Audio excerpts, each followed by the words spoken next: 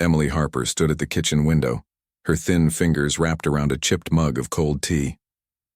Outside, the Bristol morning was gray and unforgiving, matching the weight of her troubles. At just 23, she carried responsibilities most people her age couldn't imagine.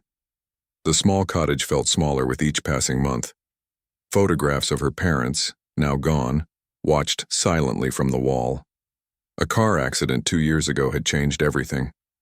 One moment she was a university hopeful with dreams of becoming a teacher. The next she was the sole guardian of her 12-year-old brother, Tom. Mornings began early. Before sunrise, Emily would prepare Tom's lunch, check his school uniform, and make sure he had everything he needed. Then she'd rush to her first job at Miller's Bakery. The smell of fresh bread and pastries filled her world from 5 a.m. until noon. Her hands, once soft and smooth, were now rough from kneading dough and washing dishes. But the bakery job wasn't enough. Afternoons were spent cleaning at Riverside School, scrubbing floors and wiping windows.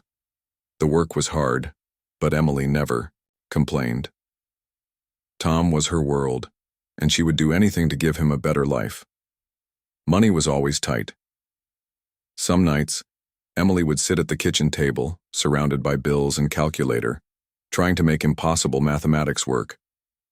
She'd cut coupons, mend clothes, and cook simple meals that could stretch for days.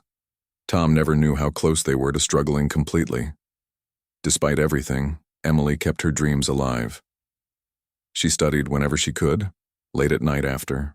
Tom was asleep during quick breaks at work, stealing moments of learning between endless shifts. Her teaching textbooks were her most treasured possession, filled with hope and possibility. Tom was her strength and her weakness. He was a bright boy, smart and kind, who understood more than a 12-year-old should. He'd seen his sister's struggles and tried to help in small ways, making his own bed, doing dishes, keeping his school uniform neat. One particularly difficult evening, as Emily counted their remaining money, Tom noticed her worried expression. "We'll be okay," he said quietly, placing a hand on her shoulder. His words were simple, but they carried the weight of understanding. The cottage was their sanctuary, small but warm. Family photos, Tom's school drawings, and Emily's teaching notes covered the walls. Every corner told a story of survival, of love, of hope. At night, Emily would sit by Tom's bed, watching him sleep. She'd think about her parents, about the dreams they had for her. They had always believed she could be something special. Their memory pushed her forward even on the hardest days. Her alarm would ring at 4:30 a.m., another day of struggle and hope beginning. The bakery would be cold and quiet when she arrived, the smell of flour and potential filling the air. Each batch of bread she prepared was more than just a job. It was a step towards her dream. The local library became her second home. During lunch breaks and late evenings, Emily would study teaching materials, prepare lesson plans, and dream of the classroom she would one day lead. The librarian, Mr. Williams, had noticed her determination and would sometimes leave helpful teaching resources on her usual table. Tom's school reports were always good. Despite their financial challenges, Emily ensured he never felt less than any other child. She helped with homework, listened to his stories, and made sure he knew how loved he was. Dreams don't die easily. Emily knew this better than anyone. Each difficult day was another page in her story of resilience. The path to becoming a teacher seemed impossible, but she refused to give up. As dawn broke over their small Bristol cottage, Emily prepared for another day. Tom would soon wake up, ready for school. She would make his breakfast, pack his lunch, and send him off with a kiss and a promise of a better future. Her story was just beginning. And hope, she believed, was the most powerful thing in the world. The library had always been Emily's sanctuary, a quiet place where dreams felt possible. Mr. Williams, the elderly librarian with kind eyes and silver hair, had watched her for months. He saw more than just a young woman studying. He saw determination, raw potential that most people would miss. On a cold Tuesday afternoon, as Emily balanced her teaching textbooks and checked scholarship applications, Mr. Williams approached her table. His footsteps were soft, almost hesitant. "Emily," he said quietly, "may I have a word?" She looked up, slightly nervous. Mr. Williams had always been supportive, often leaving helpful resources near her usual spot. But this felt different. Something in his tone suggested something important was coming. "I've been watching your work," he explained. "Your dedication is remarkable." His weathered hands pulled out an envelope from his jacket pocket. "There's a local scholarship program looking for students exactly like you." Emily's hands trembled as she opened the recommendation letter. Mr. Williams had written a detailed account of her struggles, her passion for teaching, and her incredible resilience. Every word painted a picture of a young woman who refused to give up. That evening, Tom noticed something different in Emily's eyes. Hope. Pure, bright hope that hadn't been there for a long time. "What's happening?" he asked, helping her prepare dinner. She explained the scholarship, her voice catching with emotion. A full university sponsorship that would cover tuition, books, and provide a small living stipend. It seemed too good to be true. Weeks passed. Application forms were carefully completed, every detail checked and double-checked. Emily's handwriting was neat, her answers thoughtful. She didn't just want the scholarship, she needed it like oxygen. The waiting was torture. Emily continued her bakery and cleaning jobs, supporting Tom, keeping their small routine intact. But now something felt different. A tiny spark of possibility danced in her eyes. Tom became her biggest supporter. He'd help her practice interview answers, make her tea during late-night study sessions, and remind her how amazing she was. "You're going to be the best teacher ever," he'd say, his 12-year-old confidence unwavering. Mr. Williams had become more than just a librarian. He was a mentor, a silent guardian of her dreams. Sometimes he'd share stories of other students. He'd helped, giving Emily quiet encouragement. The scholarship committee wanted more than just academic achievements. They sought students with real-life experiences, individuals who understood struggle and could translate that understanding into meaningful education. Emily's application stood out. Her personal statement wasn't just words on paper, it was her life story, a tale of loss, responsibility, and unwavering hope. She wrote about supporting Tom, about working multiple jobs, about her burning desire to become a teacher who could make a difference. Weeks turned into a month. Every mailbox check became a moment of anticipation. Tom would watch her, holding his breath, hoping alongside his sister. Then, on an ordinary Wednesday morning, everything changed. The letter arrived. Thick envelope. Official letterhead. Emily's. Hands shook as she opened it, Tom standing right beside her. One paragraph changed everything. "We are pleased to offer you a full scholarship." Tom's scream of joy echoed through their small cottage. Emily stood frozen, tears streaming down her face. Years of struggle, of early mornings and late nights, of endless hard work, suddenly validated. Mr. Williams received a tearful phone call that afternoon. Emily's gratitude was beyond words. He had seen potential when everyone else saw just another struggling young woman. The scholarship meant more than money. It meant hope. It meant a future. It meant that dreams weren't just for other people. They could be real for her too. That night, Emily and Tom celebrated with a simple meal, but it felt like a feast. Their small cottage suddenly felt bigger, brighter. The future, once a distant, foggy concept, now seemed clear and possible. Emily looked at Tom, her little brother who had been her strength through everything. "We did it," she whispered. And in that moment, anything seemed possible. University life was nothing like Emily had imagined. The grand brick buildings of Bristol University felt both exciting and terrifying. She was surrounded by students who seemed to have everything: designer bags, new laptops, expensive coffees, and parents who could support their every need. Emily stood out. Her second-hand clothes, her tired eyes from working night shifts, her constant juggling between studies and supporting Tom, everything was different. Some students looked at her with curiosity, others with quiet judgment. Her first semester was a battle. Lectures were challenging. Complex educational theories seemed worlds apart from her practical life experiences. While other students discussed abstract concepts, Emily understood education from a survival perspective. Professor Richards, a seasoned educator with sharp eyes, noticed Emily during her first group presentation. While others read from prepared slides, Emily spoke from her heart. Her understanding of teaching wasn't theoretical, it was lived experience. "Tell me about your background," Professor Richards asked after class one day. Emily hesitated, then shared her story. Losing her parents, supporting her brother, working multiple jobs while pursuing her dream of teaching. The professor listened carefully. He recognized something special in Emily, a raw, unpolished determination that textbooks couldn't teach. "Your real-world experience is your greatest strength," he told her. Tom remained her biggest supporter. Every weekend, he would help her organize study materials, make simple meals, and ensure she had everything she needed. Their small cottage became a hub of learning and support. Financial challenges never disappeared. Emily continued her part-time cleaning job, now juggling it with university schedules. Some nights she would study until 2 a.m., then wake up at 5 a.m. to prepare for work. Her classmates slowly began to recognize her dedication. Sarah, a wealthy student who initially seemed distant, started offering study notes and support. "You're incredible," she told Emily one afternoon. "I don't know how you manage everything."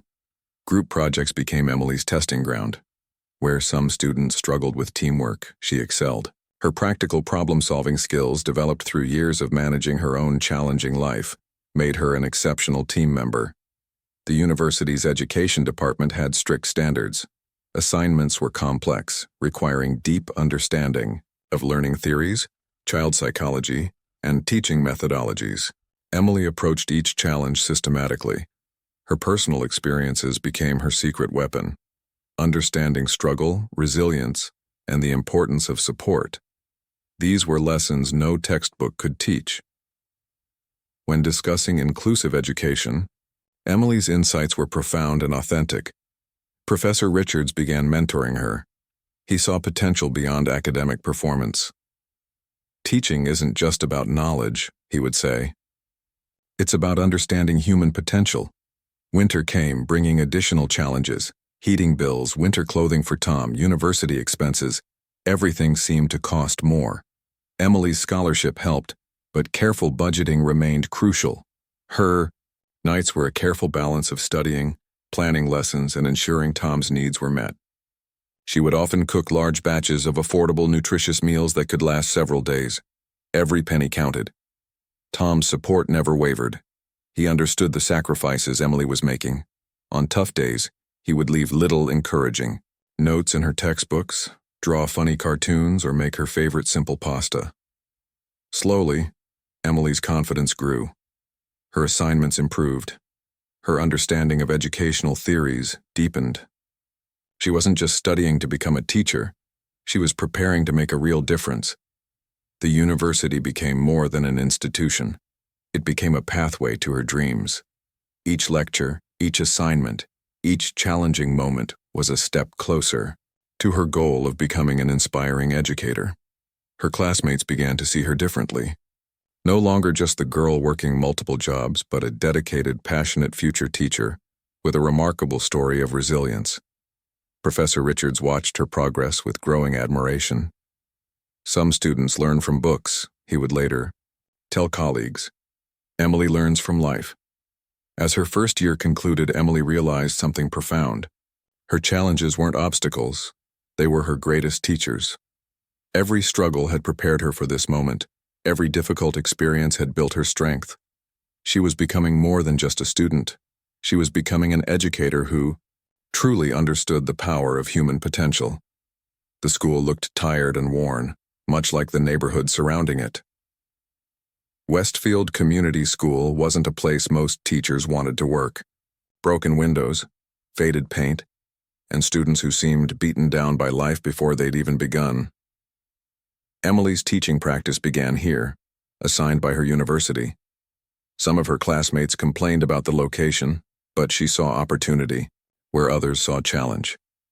This was exactly the kind of place where a dedicated teacher could make a real difference. Her first day was a test of everything she'd learned. 12-year-old students looked at her with a mixture of curiosity and defiance. They'd seen countless teachers come and go, promising change but delivering nothing.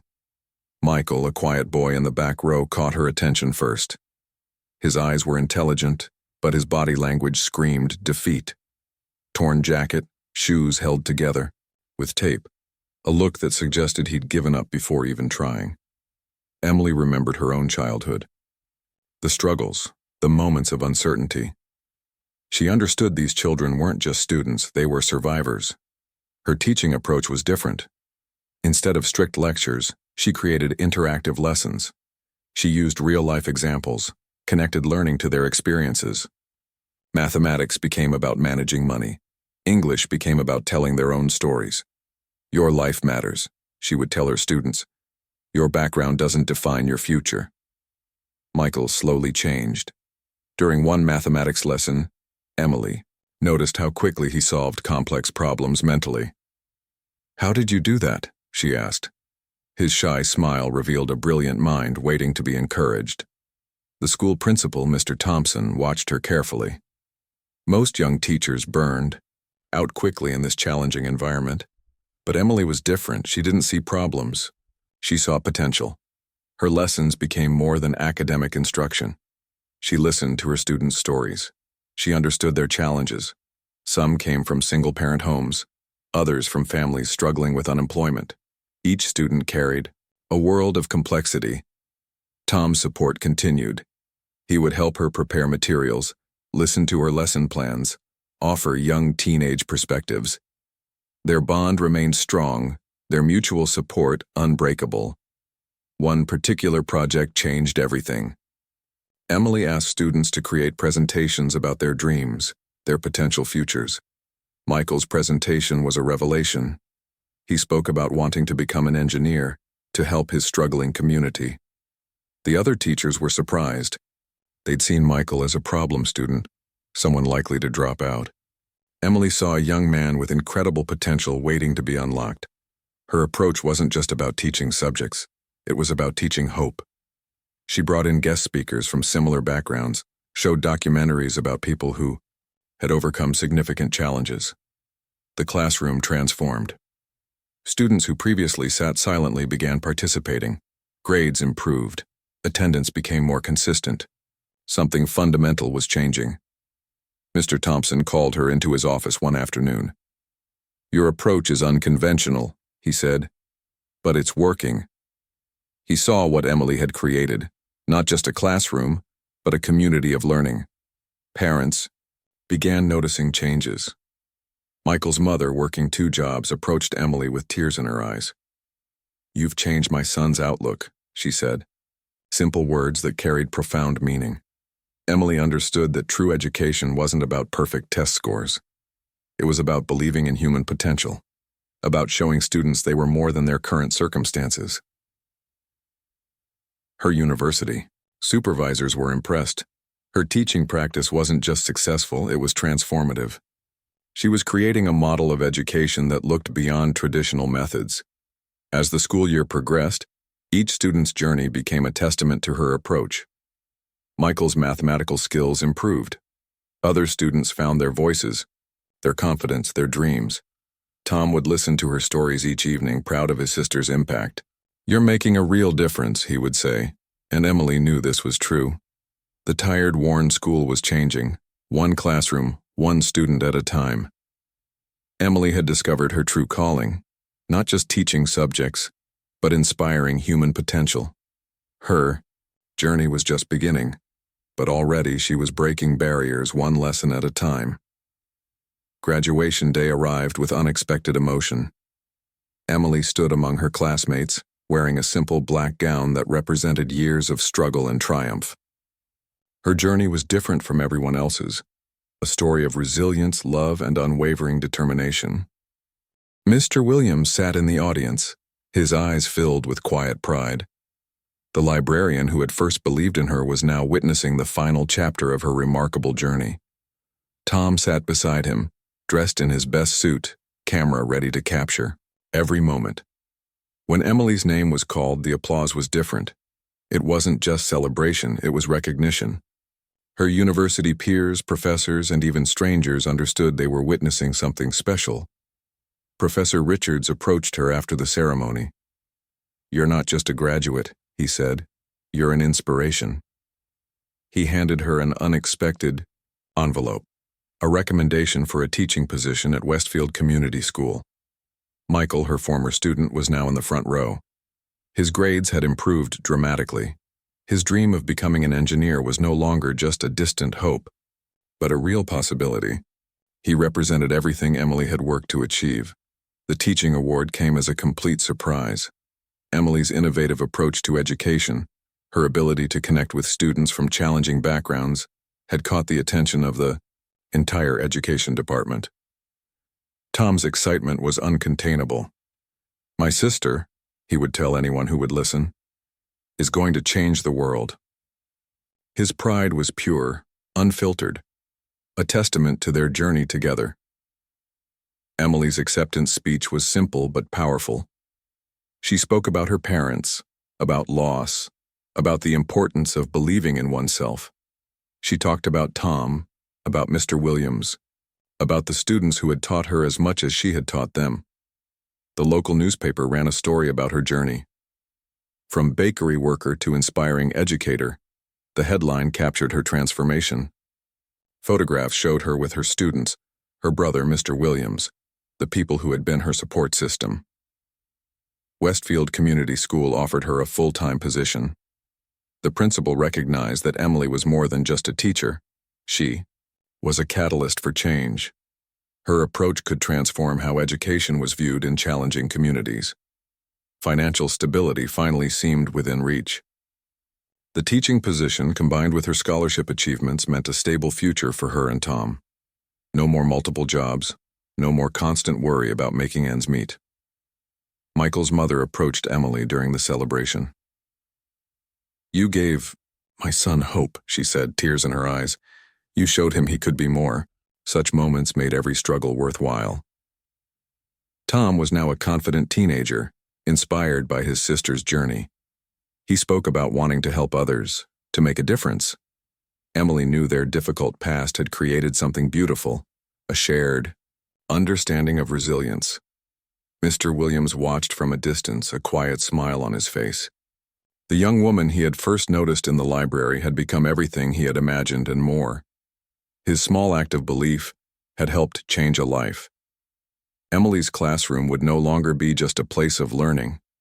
It would be a sanctuary of hope, a space where students could dream beyond their current circumstances. She understood that education was about more than academic achievement. It was about human potential. The graduation photograph captured everything. Emily's tired but triumphant smile, Tom's proud stance, Mr. Williams' supportive presence. It was a moment of pure, unfiltered joy. Her journey had never been about personal achievement. It was about showing that background, struggle, and challenges didn't define a person's potential.